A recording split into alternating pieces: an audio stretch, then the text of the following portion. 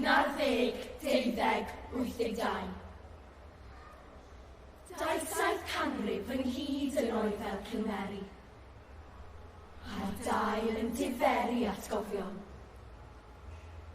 7 canrif o sôn am orchestion hen oesau, a'r dydd yn gymylau gwelwn. 7 canrif o sefyll ar erchwyn y dibyn, a'n traed bron fferi neu hynfan. 7 canrif o gyfri'r colledion yn dawel, ac edrych i'r gorwel yn ddistaw. Aeth 7 canrif yn ddistaw ger carreg Cymru.